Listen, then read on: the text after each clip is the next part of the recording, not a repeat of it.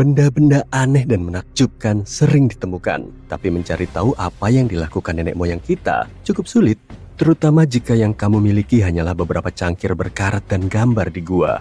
Tidak mengherankan jika para ahli yang mengenakan jas lab pun terkadang membuat kesalahan. Namun ini bukan hanya tentang lempengan berdebu dan batu-batu besar. Kadang-kadang bahkan ada manusia dengan kepala besar. Jadi, ambil alat penggalianmu dan mari kita kembali ke zaman purba untuk menjelajahi masyarakat luar biasa yang bahkan para ilmuwan pun tidak bisa menjelaskannya. Sardinia mungkin terlihat sangat indah sekarang, tapi jujur saja, aku nggak akan mau mengunjunginya 3000 tahun yang lalu. Konon raksasa-raksasa mengerikan berkeliaran di sekitar pulau ini saat itu. Orang-orang bahkan berbicara tentang penemuan kerangka manusia setinggi lebih dari 4 meter di sana. Meskipun tidak ada yang pernah menunjukkan apapun untuk membuktikannya, tapi cerita-cerita tersebut tetap membuatmu bertanya-tanya karena beberapa hal aneh pasti pernah terjadi. Pada tahun 1947, lebih dari 5.000 keping artefak batu pecah ditemukan di bagian pulau yang disebut Monte Prama. Namun, alih-alih dipajang di museum, artefak-artefak tersebut dikurung di dalam lemari besi bawah tanah selama kurang lebih 30 tahun. Kedengarannya agak mencurigakan, bukan? Ketika akhirnya dipindahkan pada tahun 2000, para ilmuwan menyatukan potongan-potongan tersebut untuk menemukan patung-patung dari 38 manusia raksasa, masing-masing setinggi 2,4 meter. Tidak setinggi kerangka-kerangka legendaris itu, tapi tetap saja sangat besar. Diperkirakan patung-patung ini dibuat oleh orang-orang Nuraijik yang tinggal di pulau ini sejak lama. Para ilmuwan berhasil membuat penemuan yang mengubah dunia, tapi mereka pun dihadapkan dengan misteri. Berikut ini adalah 10 hal yang membuat para ilmuwan bingung. Bayangkan kamu terus-menerus mendengar dengungan berfrekuensi rendah dan tidak ada yang bisa melacak sumbernya. Sekitar 4% dari populasi dunia mendengar deham ini. Ini suara yang tidak mengenal geografi. Artinya, orang-orang di seluruh dunia mendengarnya, sehingga namanya bervariasi dari Taos Ham hingga Auckland Ham, tergantung wilayah asal suaranya. Bunyinya hanya berada di ambang batas pendengaran manusia. Kebanyakan orang tidak terlalu mendengarnya saat berada di luar ruangan dan akan semakin keras saat berada di dalam ruangan, terutama di malam hari. Yang lebih menakutkan lagi, kamu tidak bisa mengabaikannya setelah mendengarnya. Sebagian orang mengatakan ini dimulai di London pada masa Charles Dickens, penulis A Christmas Carol. Dan suara frekuensi rendah itu sebenarnya berasal dari humbug. Bercanda. Kasus paling awal tercatat di Bristol, Inggris pada pertengahan tahun 1970-an. Ilmuwan punya berbagai teori tentang asal suara dengungan itu dan kenapa hanya sebagian orang yang bisa mendengarnya. Akan tetapi, mereka belum punya jawaban pasti. Suara itu bisa timbul ketika gelombang laut bergerak di dasar laut. Gelombang itu mengguncang bumi ketika bertabrakan dengan lempeng benua. Atau bisa juga terjadi karena letusan gunung berapi dan gempa bumi. Oh, terus bagaimana dengan sinyal radio frekuensi super rendah yang digunakan untuk berkomunikasi dengan kapal selam atau bahkan sinyal 5G? Upsweep adalah jenis suara tak dikenal lainnya. Suara ini pertama kali terdeteksi pada tahun 1991 di Samudra Pasifik. Bunyinya cukup keras sehingga bisa direkam di seluruh samudera. Para ilmuwan berteori bahwa suara itu mungkin terkait aktivitas gunung berapi bawah laut. Menariknya, volume suaranya sudah mengecil dibandingkan saat pertama kali terdengar. Tapi, suara itu masih bisa dideteksi. Ditambah lagi, ini bersifat musiman. Suara ini mencapai volume tertinggi pada musim semi dan gugur. Apa ini berkaitan dengan perubahan musim? Tidak ada yang tahu pasti. Hal misterius berikutnya adalah monumen berbentuk kerucut yang ditemukan di Laut Galilea di Israel. Monumen ini tidak sengaja ditemukan melalui pemindaian sonar pada tahun 2003. Tapi temuan ini baru dipublikasikan pada tahun 2013. Monumen ini memiliki berat 60.000 ton. Dulunya, monumen ini terendam oleh air pasang. Para arkeolog mengatakan monumen itu penuh teka-teki karena mereka tidak tahu dari mana asalnya. Mereka tidak tahu itu berhubungan dengan apa atau apa fungsinya. Jadi, benda besar dan tidak biasa ini masih menjadi misteri. Kita beralih ke Göbekli Tepe, Turki. Tempat ini menawarkan salah satu situs arkeologi paling penting di dunia. Kenapa penting? Karena tempat ini memiliki batu-batu pahatan besar yang berusia sekitar 11.000 tahun. Sebagai gambaran, batu-batu ini berusia 6.000 tahun lebih tua dari Stonehenge. Masyarakat kuno meletakkan batu-batu ini sebelum mulai bercocok tanam atau membuat peralatan logam atau tembikar. Jadi, keberadaan tempat ini bertentangan dengan kronologi peradaban yang kita ketahui, di mana manusia bercocok tanam terlebih dahulu, baru kemudian membangun. Tapi kenyataannya tidak seperti itu. Terlepas dari itu, pertanyaan bagusnya adalah, apa fungsi dari situs ini? Apakah dibangun untuk menyembah roh? Ya, para arkeolog meyakini ini mungkin kuil tertua di dunia. Paleodictyon nodosum. Ya, kedengarannya seperti rumus kimia. Ini adalah fosil hidup yang ditemukan jauh di dasar laut. Ada makhluk yang membuat liang heksagonal ini, itu sudah pasti. Namun para ilmuwan belum bisa mengidentifikasi makhluk itu. Lalu, apa yang dimaksud dengan fosil hidup? Nah, Paleodictyon nodosum adalah makhluk yang diyakini membuat liang yang hampir identik dengan fosil Paleodictyon. Apakah hewan mirip cacing yang membuatnya? Para ilmuwan tidak tahu. Yang jelas, ini bukanlah sebuah kebetulan yang tercipta karena kekuatan geologi. Bicara soal fosil, lihatlah fosil raksasa yang satu ini. Nama informalnya Godzilius. Ini ditemukan pada tahun 2011 oleh seorang ahli paleontologi amatir. Mereka ilmuwan yang mempelajari sejarah kehidupan di bumi dengan menganalisis catatan fosil. Kembali ke Godzilius. Panjangnya hampir 2 meter dan tingginya 3 meter jika diukur tegak lurus. Fosil ini berusia 450 juta tahun dan berasal dari masa ketika Cincinnati masih berada di bawah air. Ini mungkin saja fosil tikar alga, tapi beberapa ilmuwan berpendapat lain. Ini terowongan raksasa yang ditemukan di Amerika Selatan. Terowongan ini setidaknya berusia 8.000 hingga 10.000 tahun. Awalnya, para peneliti menemukan beberapa liang raksasa. Ukurannya sangat besar dan dibangun dengan rapi. Para ahli geologi terkagum-kagum dan mengatakan belum pernah melihat struktur semacam itu. Belum ada proses geologi yang bisa menjelaskan pembentukannya. Padahal, para peneliti sudah menemukannya sejak tahun 1930-an. Tapi saat itu, mereka percaya terowongan-terowongan ini hanyalah konstruksi arkeologi biasa. Tapi, kemudian mereka menemukan bekas cakaran besar di dinding dan langit-langitnya. Mereka menduga jejak itu ditinggalkan oleh spesies yang telah punah. Banyak ahli geologi sangat yakin telah menemukan liang kungkang dan armadillo raksasa. Struktur ini adalah liang terbesar yang diketahui dari zaman Paleolitikum di Amazon. Namun para ahli masih punya banyak pertanyaan. Bagaimana bisa struktur yang terlihat terencana seperti itu bisa terbentuk secara alami? Seorang peneliti kemudian menemukan gua aneh lainnya. Gua yang satu ini berjarak ratusan mil dari terowongan besar itu. Sekarang ada lebih dari 1.500 liang dari zaman Paleolitikum yang ditemukan di Brasil. Lebih menariknya lagi, beberapa gua ini terhubung dengan terowongan yang kerap kali mengarah ke ruangan-ruangan. Sekarang kita beralih ke fenomena alam. Tahukah kamu bahwa setiap tahun, khususnya di bulan Oktober, bola api muncul di Sungai Mekong di Thailand? Menurut legenda, bola api naga adalah panggilan bagi Buddha untuk kembali ke bumi.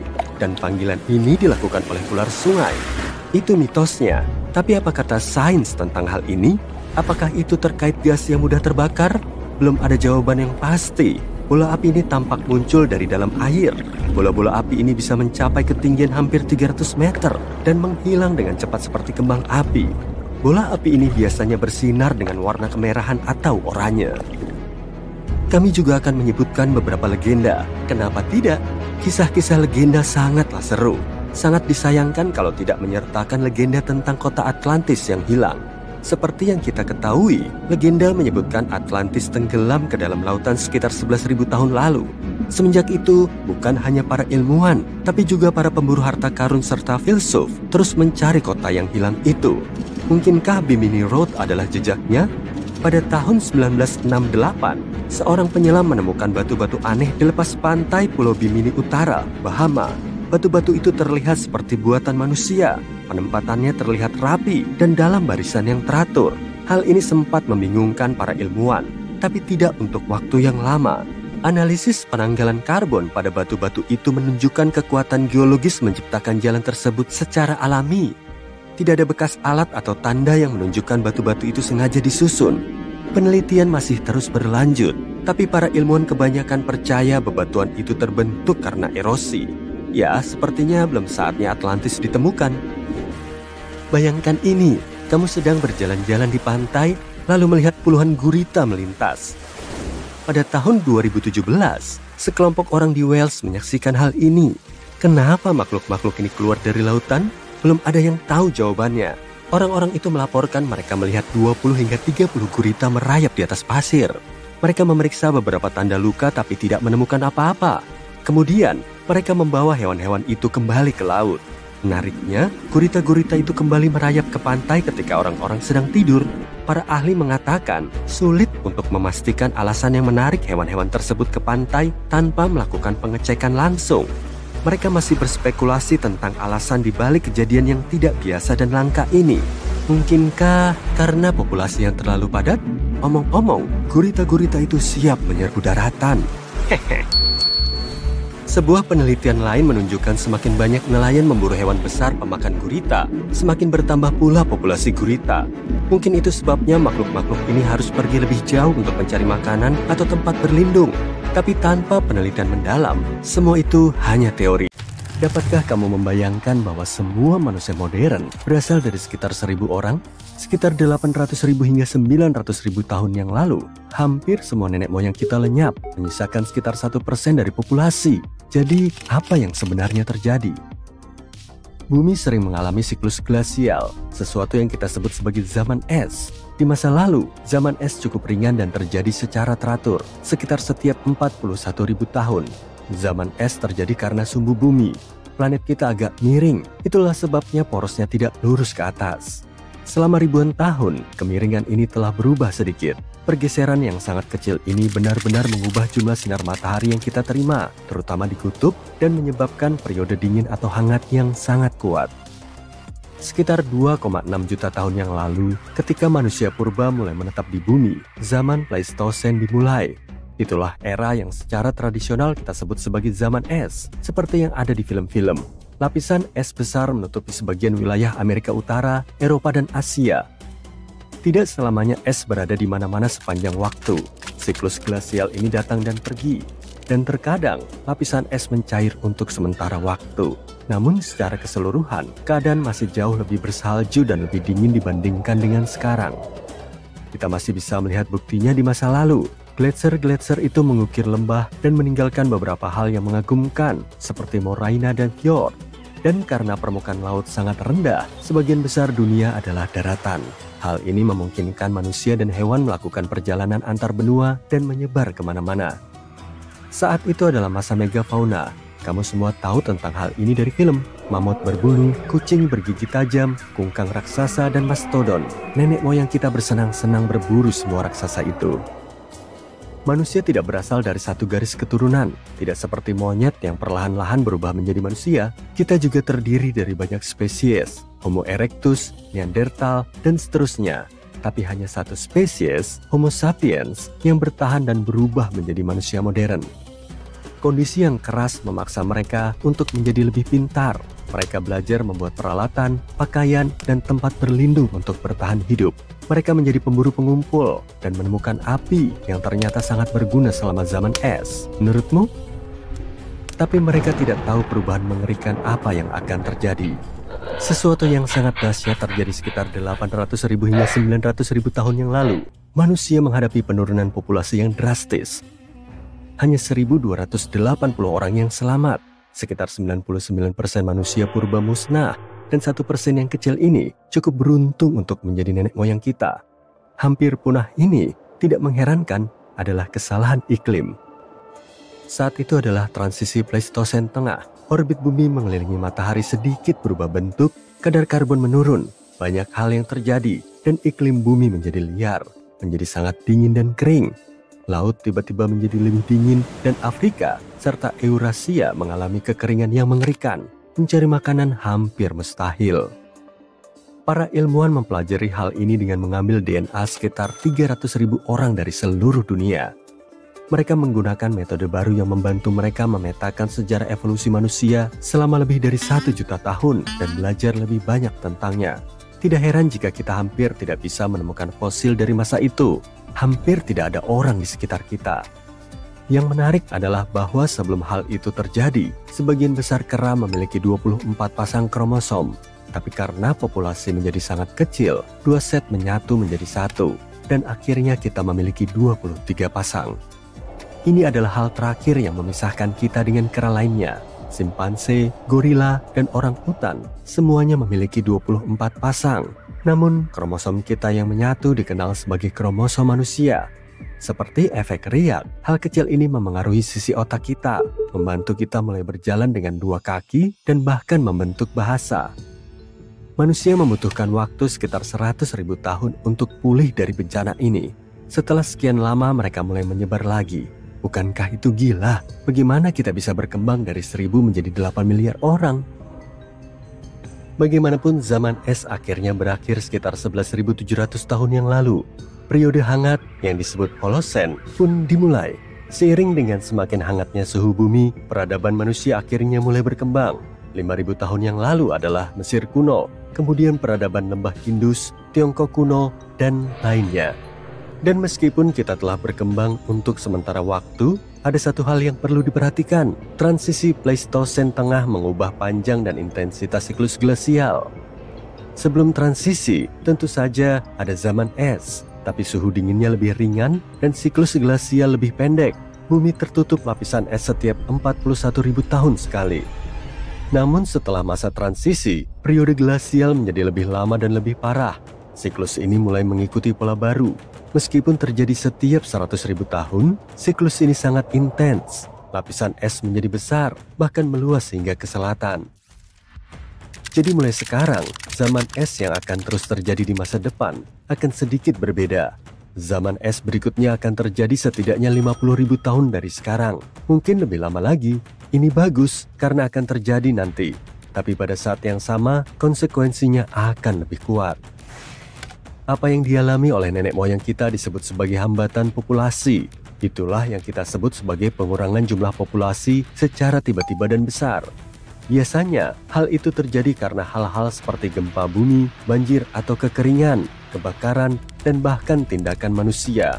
Hanya sedikit orang yang bertahan hidup, dan hanya mereka yang dapat mewariskan gen mereka kepada generasi mendatang. Dan kita memiliki banyak hambatan seperti itu dalam sejarah. Spesies modern kita, Homo sapiens awalnya hidup di Afrika, sekitar 60 hingga 80.000 tahun yang lalu. Sekelompok kecil dari mereka meninggalkan Afrika dan menyebar ke seluruh dunia. Namun itu bukan karena keinginan sendiri. Mereka harus pindah ke suatu tempat karena kekeringan dan masalah iklim yang sangat besar di Afrika pada saat itu. Mereka harus mencari makanan dan menemukan tempat baru untuk hidup. Mereka melakukan perjalanan melalui Timur Tengah, pindah ke Eropa dan Asia, dan akhirnya mencapai Australasia dan Amerika. Mereka dengan cepat menetap di berbagai benua dan mulai berbaur dengan spesies lokal yang mirip manusia, seperti Denisovan dan Neanderthal. Namun ada sebuah masalah. Awalnya spesies Afrika sangat beragam secara genetik, tetapi karena hanya sebagian kecil dari mereka yang memutuskan untuk pindah, mereka hanya membawa sekelompok gen yang beragam. Sayangnya, hal ini menyebabkan hambatan bagi semua orang. Spesies yang mirip manusia dari belahan dunia lain menjadi kurang beragam secara genetik. Karena mereka memiliki kumpulan gen yang lebih kecil, mereka menjadi lebih rentan terhadap semua hal yang berbahaya. Populasi Afrika juga mengalami penurunan keanekaragaman genetik.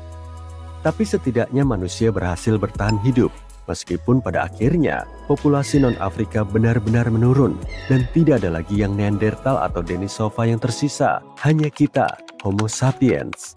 Inilah sebabnya mengapa kita dapat mengatakan bahwa semua manusia modern berasal dari Afrika. Manusia purba benar-benar mengalami masa-masa sulit. Sekitar 74.000 tahun yang lalu, mereka mengalami bencana lain, bencana Toba. Namun perlu diingat bahwa semua hal ini hanyalah hipotesis. Tidak ada kepastian apakah itu benar-benar terjadi. Pada dasarnya, para ilmuwan berpikir bahwa mungkin telah terjadi letusan gunung berapi super di Danau Toba di Sumatera, Indonesia. Gunung berapi yang menggila ini merupakan bencana besar bagi iklim bumi dan manusia. Letusan ini merupakan salah satu peristiwa gunung berapi yang paling dahsyat dalam 2 juta tahun terakhir. Letusan ini Bersiaplah teman-teman karena kita akan memulai perjalanan yang luar biasa.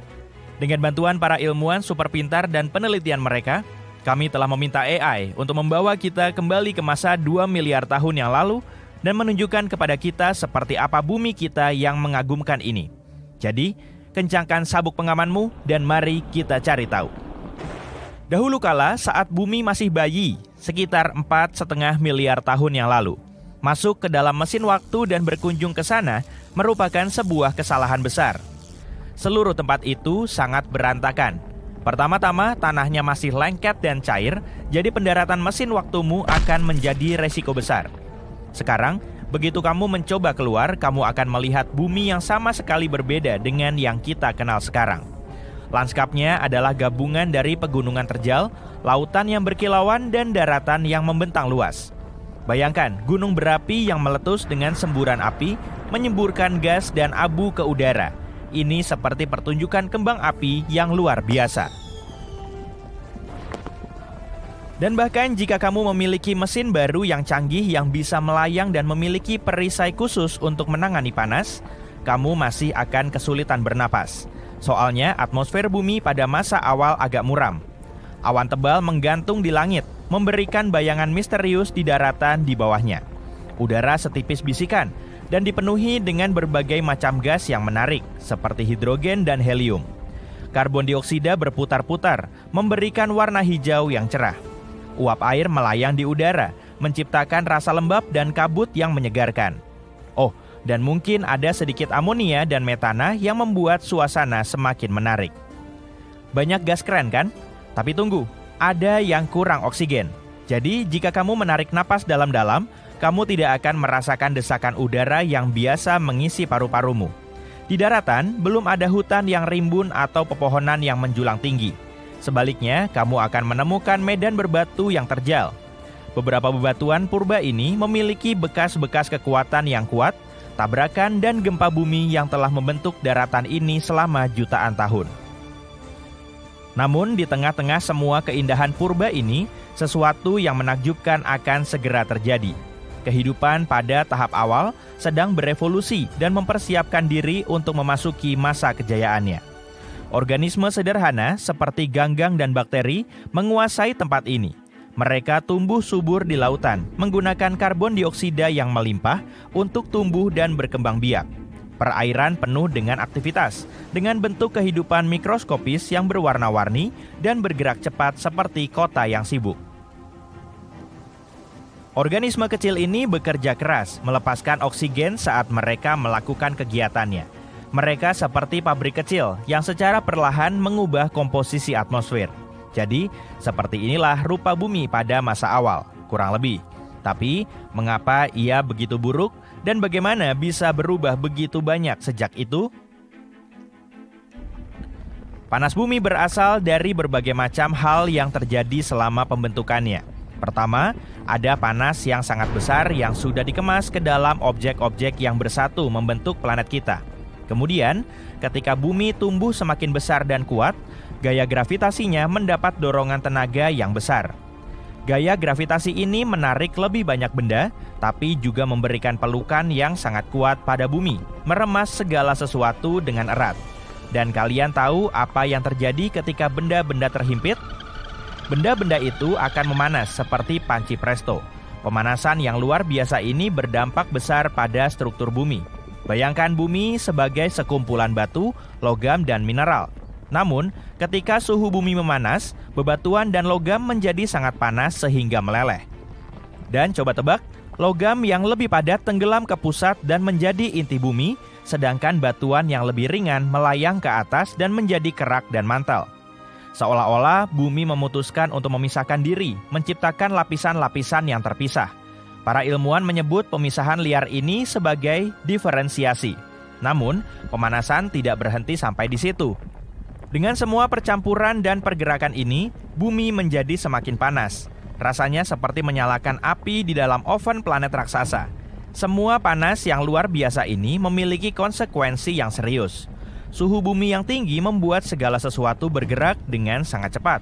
Lempeng-lempeng tektonik menari-nari seakan-akan tidak ada hari esok, membuat permukaan bumi menjadi sangat aktif dan penuh dengan gejolak geologi. Oh, dan bukan hanya itu. Bumi juga dihujani oleh beberapa pengunjung kosmik yang hebat. Bayangkan begini, ketika bumi sedang sibuk mengumpulkan berbagai macam puing-puing angkasa saat pembentukannya, bagian lain dari tata surya sedang mengalami kekacauan. Saturnus dan Jupiter memutuskan untuk mengacaukan keadaan dengan mengubah orbitnya, mengirimkan sejumlah besar benda-benda masif yang meluncur ke arah bumi. Tabrakan-tabrakan ini bukan main-main. Tabrakan-tabrakan ini menghasilkan ledakan yang melelehkan mineral-mineral di kerak bumi dan bahkan menguapkannya. Ledakan ini sangat kuat sampai melontarkan gas ke atmosfer bumi. Benar-benar pertunjukan kembang api yang dahsyat. Percaya atau tidak, kita masih bisa melihat bekas-bekas pertempuran kuno dari tabrakan-tabrakan ini. Memang butuh kerja detektif yang cermat, tapi kita bisa melihat sekilas bekas-bekas tabrakan itu. Sebagai contoh, ada tempat yang disebut Kawah Maniitsoq di Greenland. Meskipun tidak ada kawah yang bisa dilihat, kita bisa meneliti bebatuan yang letaknya mencapai 20,1 hingga 25 km di bawah permukaan bumi pada masa lalu. Dan coba tebak, batuan-batuan itu memiliki bekas guncangan yang kuat dan tiba-tiba. Nah, itu baru lingkungan yang tangguh. Tabrakan yang paling dahsyat di antara semua tabrakan itu terjadi dengan sebuah planet bernama Theia. Theia yang seukuran Mars menabrak bumi dengan suara dentuman dahsyat. Itu adalah peristiwa kolosal yang mengubah segalanya. Inti logam Theia menyatu dengan inti bumi, sementara lapisan luar kedua planet hancur dan terlempar ke angkasa. Hasilnya, sebuah cincin puing-puing yang indah mengelilingi bumi. Nah, inilah bagian yang paling keren. Puing-puing itu tidak hanya melayang-layang selamanya. Puing-puing itu mulai menyatu, seperti potongan-potongan puzzle yang menemukan pasangannya. Dan voila, kita punya bulan sendiri. Apakah kalian bisa mempercayainya? Dan proses pembentukan bulan yang luar biasa ini mungkin hanya membutuhkan waktu 10 tahun atau bahkan kurang dari itu. Gila bukan? Para ilmuwan menyebut seluruh proses pembentukan bulan ini sebagai hipotesis tumbukan raksasa. Jadi lain kali saat kamu menatap bulan di langit malam, ingatlah bahwa bulan sebenarnya adalah potongan-potongan besar dari planet kita sendiri. Dan omong-omong, bumi juga mengalami petualangan yang cukup seru saat menciptakan atmosfernya. Pada awalnya, upaya pertama planet kita untuk memiliki atmosfer tidak berjalan mulus. Planet ini memiliki lapisan tipis hidrogen dan helium yang ikut bersama semua materi yang terkumpul. Tapi, gas-gas itu seperti seniman yang licik dan memutuskan untuk melayang ke luar angkasa. Dadah, gas-gas! Untungnya, bumi tidak menyerah. Ia melanjutkan untuk putaran kedua, dan kali ini di salah satu taman beres di Kanada, para ilmuwan menggali lapisan es tebal lalu menemukan kerangka aneh bernama naga beku. Kerangka ini telah tertimbun es selama jutaan tahun dan para ahli harus mencurahkan waktunya sampai puluhan tahun untuk meneliti spesies fosil aneh ini. Kemudian, fosil ini teridentifikasi sebagai genus Therosaurus baru. Therosaurus merupakan reptil terbang raksasa yang punya rentang sayap sampai 5 meter dan kepalanya 3,5 kali lebih besar dari tubuhnya. Therosaurus hidup 76 juta tahun yang lalu bersamaan dengan para dinosaurus. Para ilmuwan mendeskripsikannya sebagai hewan terbang terbesar, tergarang, dan teraneh. Genus baru ini kemudian dinamakan sebagai Cryodragon boreas yang berarti naga beku dari utara. Pada tahun 2013, seorang pendaki gunung sedang hiking di salah satu gunung tertinggi di Eropa Barat, Mont Blanc. Dia melihat kotak logam misterius yang menyembul di permukaan salju, kemudian membukanya. Ternyata kotak itu berisi batu rubi, zamrud, dan safir. Pendaki itu pun segera menyerahkan kotak temuannya ke pihak yang berwenang. Kemungkinan besar kotak itu milik penumpang pesawat dari India yang menabrak Mont Blanc lebih dari 50 tahun yang lalu. Harganya ditaksir mencapai lebih dari 2,8 miliar rupiah dan pihak terkait masih mencari pewaris dari kotak perhiasan kecil itu. Di barat Laut Siberia tahun 2007, seorang pengembala rusa kutub sedang bertualang bersama anak-anaknya. Di tengah perjalanan, dia melihat objek misterius di dalam es yang kemudian diketahui sebagai anak mamut beku. Dia pun segera menghubungi museum setempat. Anak mamut itu akhirnya diberi nama Luba dan menjadi mumi mamut paling awet saat ditemukan. Lubba telah terkubur di dalam es selama 41.800 tahun saat ia masih berumur 30 sampai 35 hari. Panjang tubuhnya kira-kira sama dengan anak sapi besar. Nah, apa kamu pengen melihat Lubba secara langsung? Datang aja ke sejumlah museum di seluruh dunia. Di benua Antartika ada gunung berapi beku Erebus yang tertutup oleh lapisan salju dan es. Gunung berapi ini pertama kali ditemukan saat meletus pada tahun 1841 oleh para penjelajah yang sedang melakukan ekspedisi Arktik. Gunung ini setinggi lebih dari 3.657 meter dan telah aktif selama 1,3 juta tahun terakhir. Di tengah-tengah Erebus terdapat kawah raksasa yang dipenuhi dengan lava cair. Gunung berapi ini meletus secara berkala sehingga letusannya ini diklasifikasikan sebagai erupsi berkelanjutan. Meski begitu, gak ada yang perlu dikhawatirkan karena letusannya biasanya relatif kecil. Pada tahun 1991, dua pendaki di pegunungan Alpen Italia dikejutkan dengan penemuan jasad. Mereka langsung mengiranya sebagai mayat pendaki yang belum lama hilang. Duo itu harus bersusah payah turun lagi untuk melaporkan temuan itu. Setelah tulang belulangnya disatukan, jasad itu ternyata berasal dari zaman purba. Menurut estimasi para ilmuwan, manusia es ini sudah berumur lebih dari 5.000 tahun yang kemudian dinamai Otzi. Temuan ini dianggap sebagai hal yang sangat baru bagi para ilmuwan karena kondisi jasad Otzi masih sangat terjaga. Dan setelah meneliti Otzi selama bertahun-tahun, mereka jadi lebih paham soal kemiripan antara kita dan nenek moyang kita. Tubuhnya dipenuhi dengan tato artistik dan menurut hasil penelitian pada isi perutnya, makanan terakhir yang diasup Otzi adalah daging asin kering atau mirip-mirip dengan bacon di zaman now. Saat ini, Otzi memiliki sedikitnya 19 kerabat hidup di Eropa Tengah. Saat sedang meneliti sarang tupai purba di Siberia, para ilmuwan juga menemukan objek menarik lain. Ada biji yang terkubur jauh di bawah tanah dan kemungkinan biji itu telah ditimbun oleh salah satu tupai. Es telah melapisinya selama 32.000 tahun. Rupanya, biji itu berasal dari bunga Silene stenophila yang telah lama punah. Dan uniknya, para ilmuwan bisa mengembalikan struktur jaringannya lalu menumbuhkan bunga itu. Mereka kemudian menanam kembali bunga yang punah itu ke habitat alaminya di seluruh dunia. Pada tahun 1930, sekelompok ilmuwan asal Norwegia sedang mengarungi Samudra Arktik untuk meneliti samudra tersebut beserta gletsernya. Akhirnya mereka sampai di White Island, daratan es berbahaya yang belum pernah dijamah manusia. Menurut perkiraan mereka sih gitu. Lalu mereka terkaget-kaget saat melihat ujung perahu kecil mencuat dari bawah salju. Di dalam perahu itu, mereka menemukan perlengkapan sains dan barang pribadi dalam keadaan beku, termasuk jaket dengan monogram S.E. Andre. Rupanya mereka telah menemukan sisa-sisa dari ekspedisi balon Arktik Andre. Pada tahun 1897, para penjelajah Swedia di bawah pimpinan Solomon August Andre melintasi kutub utara dengan naik balon hidrogen dan gak ada seorang pun yang tahu pasti nasib mereka. Baru setelah ditemukan sisa-sisa dari ekspedisi ini 33 tahun kemudian, publik semakin tercerahkan. Ternyata balon itu menabrak White Island setelah 2 hari mengudara dari Swedia. Akibatnya, para penjelajah itu harus menyusuri seisi pulau cuma dengan perahu kecil seadanya, tapi nggak berhasil bertahan. Mamut berbulu yang pengawetannya paling baik ditemukan di permafrost Siberia pada tahun 2010. Para peneliti menamakannya Yucca sesuai dengan nama desa kecil di dekat lokasi penemuannya. Yucca telah membeku selama 39.000 tahun dan diperkirakan telah hidup selama 6-8 tahun.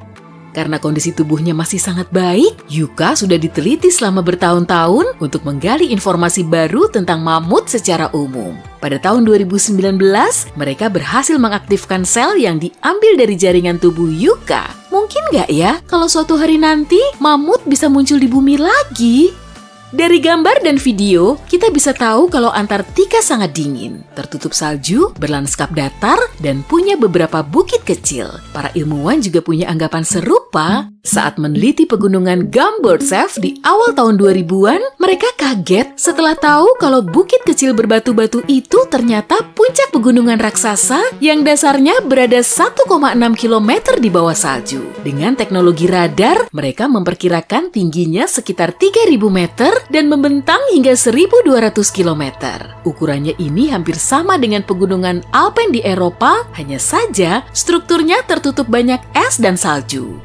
Seorang pengusaha pernah memeriksa sungai di sekitar tambang emas Siberia. Dia malah tertarik dengan lapisan esnya. Rupanya di situ ada anak badak berbulu kecil yang kemudian dinamai Sasa. Badak berbulu telah punah selama 15.000 tahun dan diperkirakan Sasa telah membeku di dalam es selama 39.000 tahun. Temuan ini terbilang unik karena cuma Sasalah badak berbulu utuh yang pernah ditemukan. Saat itu, gletser di sekitar kota Pelo, Italia Utara mulai mencair, kemudian menyebabkan sejumlah artefak dari puluhan tahun hingga berabad-abad lalu juga ikut mengalir keluar. Di situ ada barang-barang pribadi milik para tentara, termasuk buku harian, foto, dan surat cinta. Para ahli sejarah juga telah menemukan kabin utuh di bawah lapisan es, di dalamnya terdapat helm logam keras dan pakaian. Pada tahun 1845, Sir John Franklin tergabung dalam ekspedisi nahas menuju Kutub Utara. Para kru memakai kapal HMS Erebus dan HMS Terror yang cukup ironis. Ekspedisi itu mengalami kecelakaan, lalu kedua kapal lenyap tanpa jejak di perairan beres. Pada tahun 2016, HMS Terror ditemukan oleh sekelompok peneliti. Meskipun telah hilang selama 170 tahun, perairan dingin di situ telah membuat kondisi kapalnya tetap utuh. Mereka mendeskripsikannya sebagai membeku seiring waktu. Piring dan gelas makan malam masih tertata di raknya, tempat tidur dan mejanya juga masih kelihatan rapi, malahan bagasi penumpangnya masih sangat baik. Kapal HMS Erebus juga ditemukan di dekatnya, tapi karena kondisi perairan berubah, bentuknya sudah hancur. Es glasial yang melingkupi jalur pegunungan di Norwegia telah dipakai oleh para Viking dan menyimpan ratusan artefak kuno. Salah satunya yaitu kotak kayu besar yang saling dilas. Para peneliti kemudian membuka kotak itu sambil harap-harap cemas. Mereka meyakini isinya pasti harta karun dari Viking atau artefak yang akan menginfokan soal masyarakat di zaman dulu. Tapi ternyata isinya cuma lilin lebah kuno. Kotak itu nggak sekuno dugaan mereka. Dengan menganalisis lilinnya, mereka bisa tahu kalau kotak itu berasal dari abad ke-17. Era manusia Viking telah Tubuh manusia merupakan mesin yang sangat seimbang, bukan? Sayangnya tidak kalau aku yang menggunakannya. Normalnya semua bagian tubuh kita bekerja sama dengan baik untuk membuat kita tetap kuat dan hidup. Setiap organ sangat penting untuk aktivitas sehari-hari, mulai dari bernapas, berjalan, berbicara, dan menghasilkan ide-ide cemerlang yang mendorong manusia untuk maju. Tapi apakah ini benar-benar penting? Apa kita benar-benar membutuhkan semua bagian tubuh itu? Atau beberapa di antaranya hanyalah peninggalan purba yang terperangkap dalam perjalanan evolusi? Ambil contoh gigi bungsu misalnya. Kalau punyaku sih sudah dicabut. Yup, ini adalah dua pasang gigi yang tumbuh di bagian paling belakang mulut dan sering menjadi penyebab kita harus ke dokter gigi. Gigi ini juga disebut geraham ketiga dan meskipun bisa digunakan untuk mengunyah makanan, banyak orang menganggapnya nggak penting. Faktanya, sekitar 22% orang di seluruh dunia bahkan nggak punya keempat gigi geraham ini. Saat tumbuh, gigi ini paling rentan mengalami impaksi, yang berarti tersangkut di tulang rahang dan nggak bisa menembus gusi. Ini karena rahang kita seringkali terlalu kecil untuk menampung gigi tambahan ini. Beberapa ilmuwan cerdas berpendapat hal ini disebabkan kita telah berevolusi untuk memiliki rahang yang lebih kecil. Bukti terbaru juga menunjukkan apa yang kita makan saat kecil mungkin juga menjadi penyebabnya, tapi sulit untuk mengetahui secara pasti. Rupanya, mengunyah makanan yang keras seperti sayuran mentah dan kacang-kacangan bisa merangsang pertumbuhan rahang, sementara makan makanan yang lembut dan diproses bisa menghambatnya. Dan ini menyisakan sedikit ruang bagi gigi belakang untuk tumbuh dan melakukan tugasnya. Apakah gigi ini akan hilang sepenuhnya di masa depan? Sepertinya manusia hanya bisa menunggu untuk mengetahuinya. Sekarang kita bahas tentang organ vomeronasal atau seperti sebutan favoritku, instrumen rahasia hidung. Hewan pengerat dan mamalia lainnya memiliki kemampuan luar biasa untuk saling berkomunikasi menggunakan sinyal kimiawi yang disebut feromon. Dan tahukah kamu, mereka memiliki organ khusus yang disebut organ vomeronasal atau VNO yang membantu mereka mendeteksi feromon ini. Disinilah sisi menariknya. Meski sebagian besar manusia dewasa memiliki organ yang menyerupai VNO di hidung mereka, ternyata itu hanyalah peninggalan yang tak berfungsi lagi. Para ahli saraf bahkan mengatakan jika kita mengamati anatomi organ ini, kita nggak akan melihat adanya sel-sel yang mirip seperti pada organ milik mamalia lain. Selain itu, organ ini pada manusia juga tampaknya nggak terhubung dengan otak. Itu nggak sepenuhnya buruk. Meskipun VNO manusia nggak begitu berfungsi, tampaknya organ ini masih bisa merespons beberapa feromon. Akankah manusia mempertahankan organ ini dalam proses evolusinya? Untuk saat ini, aku hanya bisa mengatakan mungkin. Kali ini soal ekor. Hewan yang memiliki ekor membutuhkan struktur ini untuk banyak hal. Sebagian untuk keseimbangan, sebagian untuk navigasi, dan sebagian lagi untuk menarik calon pasangannya. Tapi tahukah kamu bahwa saat kita masih berusia beberapa minggu di dalam perut ibu, kita juga memiliki ekor? Benar, kita memiliki ekor kecil lengkap dengan tulang. Seiring perkembangan kita, ekor itu menghilang secara ajaib dan menyisakan tulang ekor saja. Manusia dan kera memiliki keunikan karena kita nggak memiliki ekor, nggak seperti primata lainnya. Masih jadi misteri kenapa kera nggak memiliki ekor, tapi kita semua bisa sepakat bahwa hal itu membuat kita tampak lebih menonjol. Meski begitu, ada kalanya seorang manusia terlahir dengan sedikit ekor. Lucu kan? Tapi jangan terlalu senang dulu, karena ekor ini nggak dilengkapi tulang dan terkadang berkaitan dengan kondisi tulang belakang yang bermasalah. Bagaimanapun juga, ekor ini biasanya nggak berbahaya dan dapat diangkat melalui operasi singkat. Dan jujur saja, kita juga nggak akan merindukannya. Lagi pula, siapa yang butuh ekor kalau sudah punya tangan dan kaki untuk bergerak? Ditambah lagi, bisakah kamu membayangkan mencoba mencari celana yang pas dengan ekor menjulur keluar dari belakang? Bukan penampilan yang bagus. Kecil kemungkinan manusia akan membutuhkan ekor di masa depan. Jadi sepertinya tulang ekor akan lenyap pada generasi mendatang. Manusia juga punya lipatan selaput kecil yang unik di sudut dalam mata yang disebut plica semilunaris. Pada dasarnya, ini adalah sisa kelopak mata ketiga yang masih dijumpai pada beberapa hewan, seperti gorila dan primata lainnya. Tapi lucunya, bahkan kerabat dekat kita, simpanse, juga memiliki lipatan kecil yang tampak gak berguna ini. Jadi, kita gak sendirian dalam hal keunikan mata ini. Bicara soal selaput mata yang nggak biasa, ada berbagai fungsi pada beragam hewan, seperti melindungi mata dari kotoran dan air, atau menyembunyikan iris mata dari predator. Beberapa spesies bahkan bisa melihat menembus selaput transparan ini saat berada di bawah air atau di bawah tanah. Nah, alasan manusia kehilangan kelopak mata ketiga masih menjadi misteri. Mungkin perubahan habitat dan fisiologi mata kita membuatnya nggak diperlukan lagi. Atau mungkin kita berevolusi menjadi terlalu keren sehingga nggak butuh kelopak mata ketiga. Siapa tahu? Dengan atau tanpa organ vestigial, sangat menarik untuk membayangkan seperti apa manusia di masa depan. Banyak organ tubuh yang nggak berfungsi lagi karena perubahan gaya hidup kita. Mau tahu seperti apa rupa kita di masa depan? Dan dalam pembuluh vena atau arteri, pernahkah kamu mendengar konsep text claw? Ini kondisi di mana kamu menghabiskan begitu banyak waktu untuk mengetik di ponsel atau laptop sehingga tanganmu mulai kaku seperti cakar. Dan itu baru salah satu perubahan fisik yang bisa terjadi kalau nggak memelihara tubuh kita di dunia yang syarat teknologi ini. Tapi bukan cuma tangan kita yang terpengaruh. Kita bisa memiliki siku 90 derajat karena terus-menerus memegang perangkat pada sudut itu. Dan bahkan otak yang lebih kecil akibat distraksi dan informasi berlebih. Aku tahu yang kamu pikirkan. Kita nggak bisa berhenti menggunakan teknologi dan kembali ke zaman batu. Kamu benar, kita nggak harus melakukannya. Tapi kita perlu menyadari potensi efek negatifnya dan mengambil langkah untuk mengurangi dampaknya.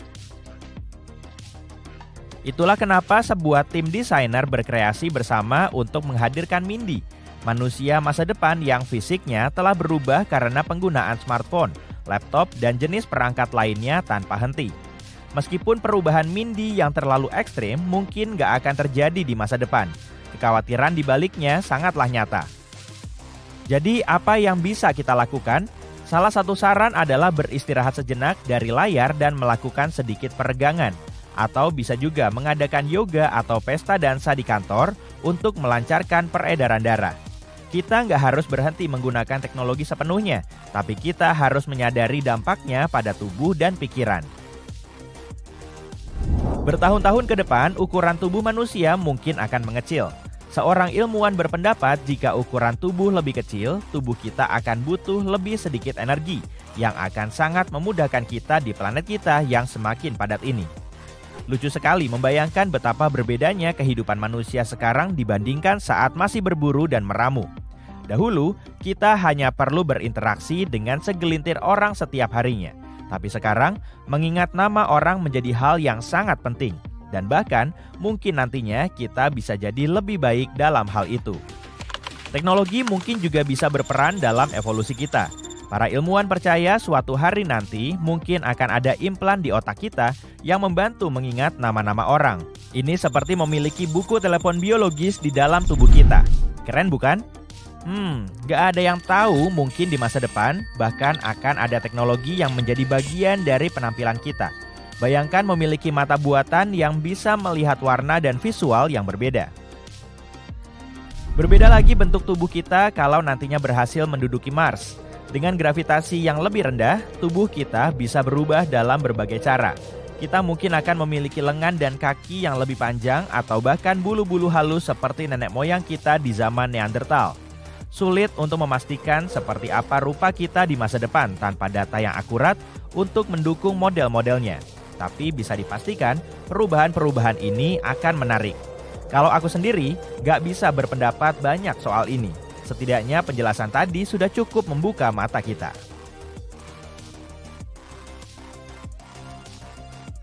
Jadi coba lihat ini, ada orang yang bisa menekuk kelingking mereka tanpa menekuk jari manis.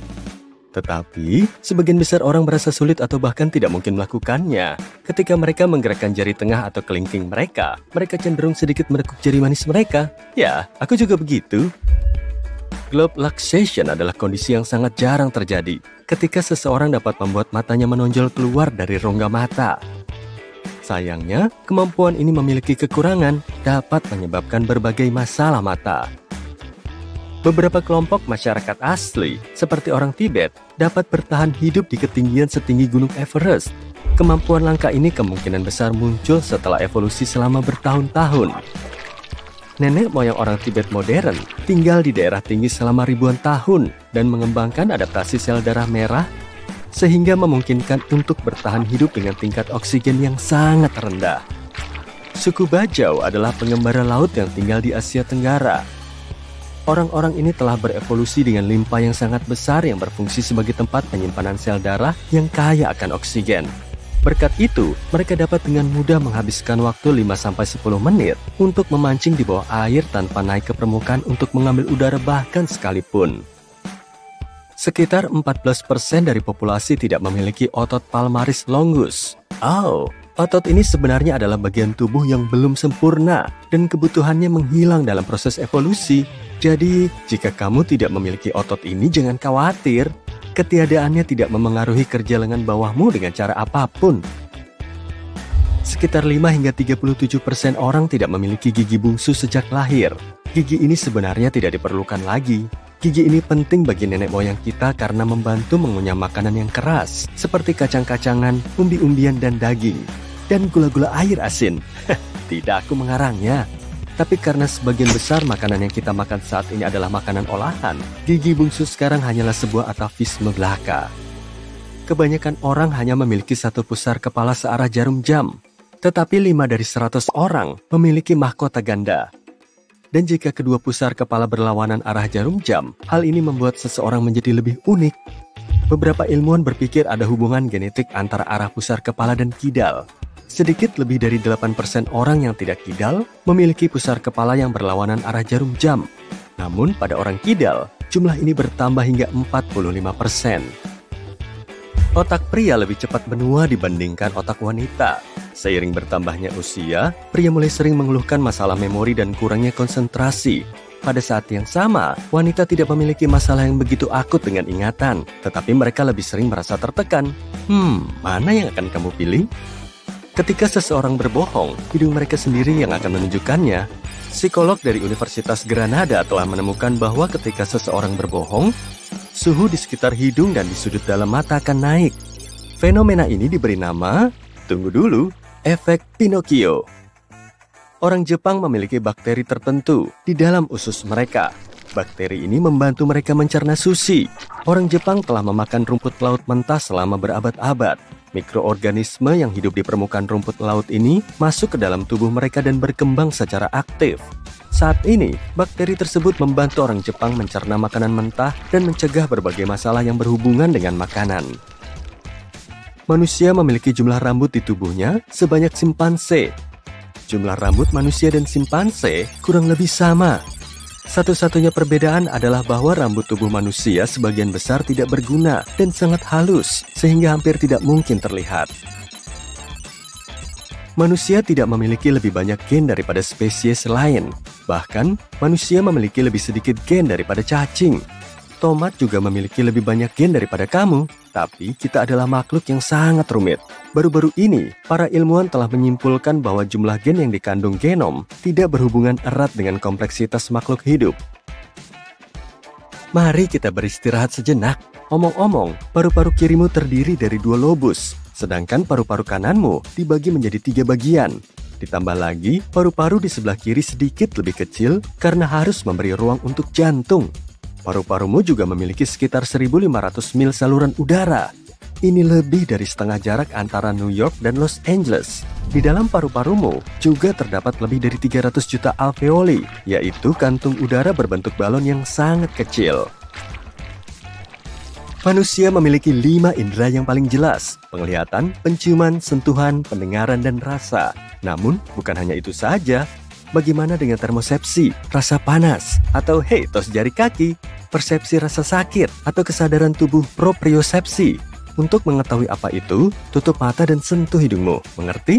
Itu adalah propriosepsi dalam tindakan. Daftar ini bisa lebih panjang lagi. Beberapa ahli menyatakan bahwa manusia memiliki 21 hingga 53 indera. Jari-jarimu akan menjadi keriput setelah kamu menghabiskan terlalu banyak waktu di dalam air. Jari-jari Brunei disebabkan oleh penyempitan pembuluh darah. Ketika berada di dalam air untuk waktu yang lama, sistem saraf membuat pembuluh darah menyusut. Tubuhmu mengirim darah menjauh dari area itu, dan hilangnya darah ini membuat pembuluh darah lebih tipis. Kulit mulai melipat di atasnya, membentuk kerutan-kerutan yang lucu.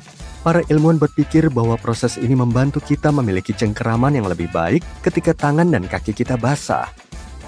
Ada 3 jenis sel kerucut pada mata orang pada umumnya. Sel kerucut ini membantu mengenali warna dalam spektrum biru, merah, dan hijau. Berkat sel kerucut ini, kebanyakan orang dapat membedakan sekitar 1 juta warna yang berbeda. Tapi mereka yang mengidap tetrakromasi memiliki 4 kerucut di mata mereka. Fitur ini memungkinkan mereka untuk melihat hingga 100 juta warna yang berbeda. Kelainan penglihatan ini sangat jarang terjadi dan lebih sering terjadi pada wanita daripada pria.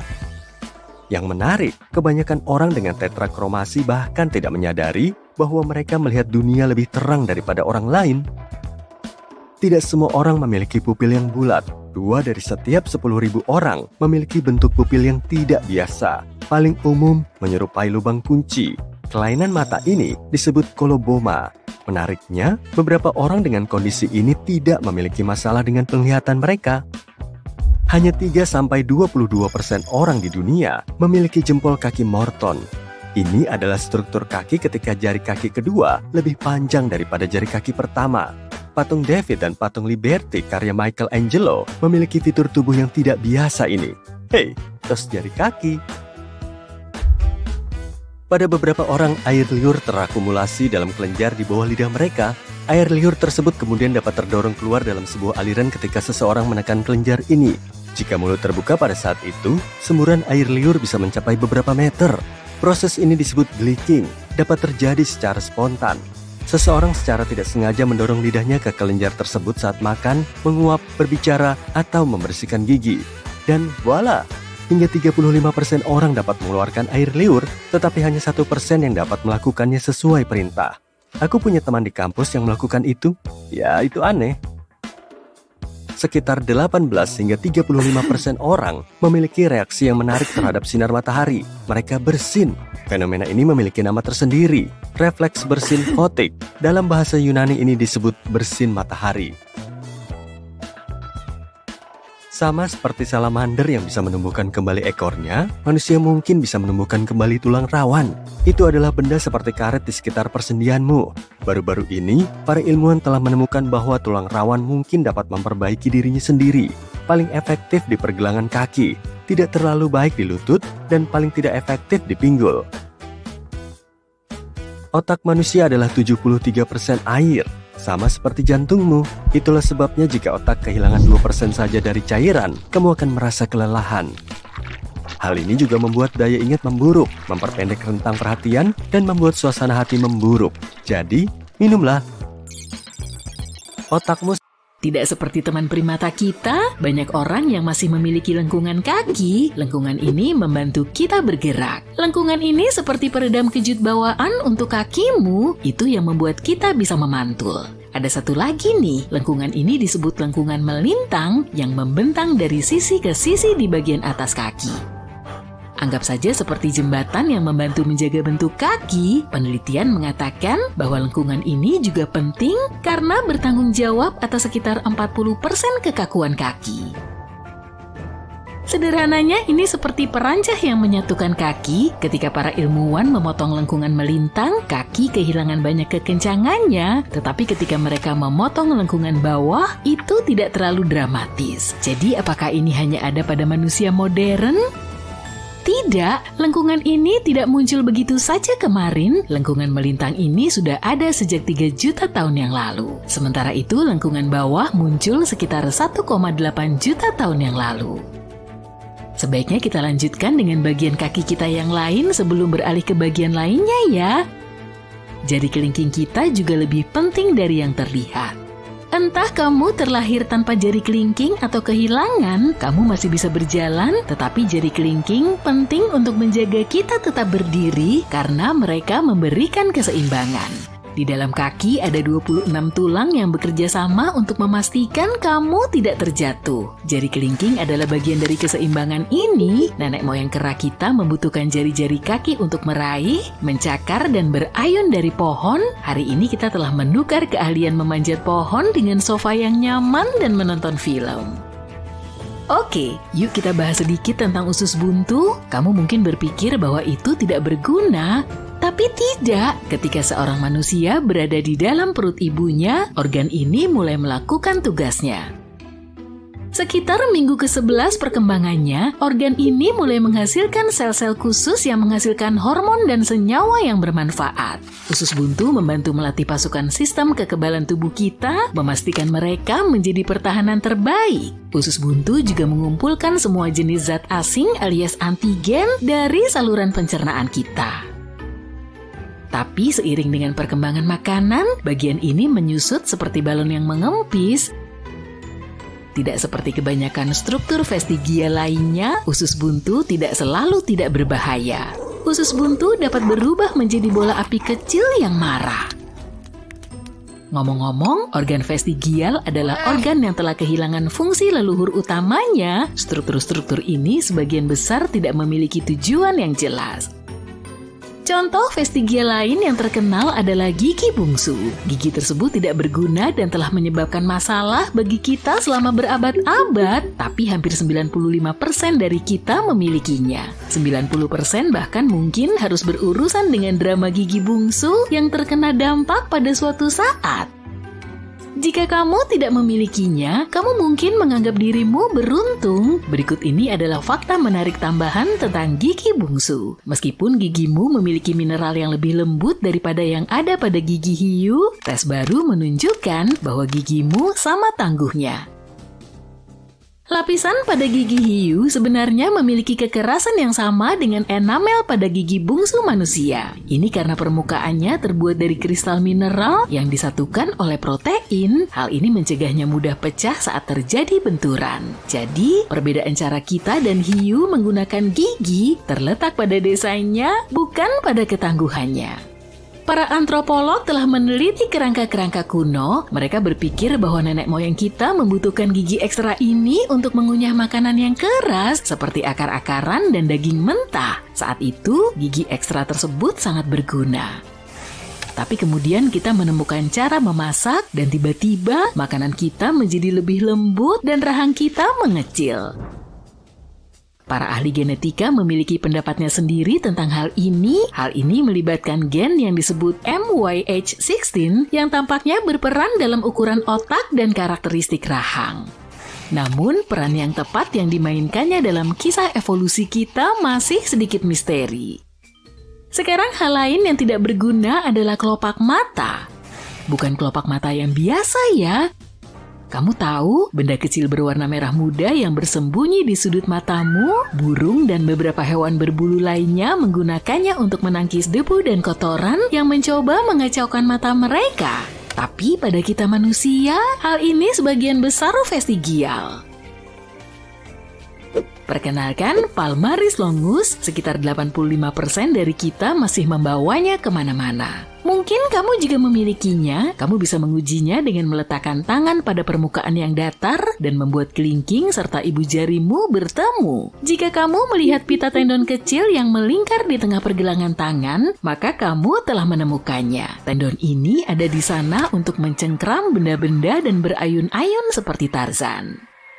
Kita bisa melanjutkan trik menggenggam, bahkan sebelum dilahirkan sekitar 16 minggu setelah kamu berada di dalam perut ibumu, kamu sudah melatih genggaman. Kamu mulai dengan menggenggam tali pusar. Ketika kamu akhirnya tiba di dunia, refleks ini membantumu memegang sesuatu.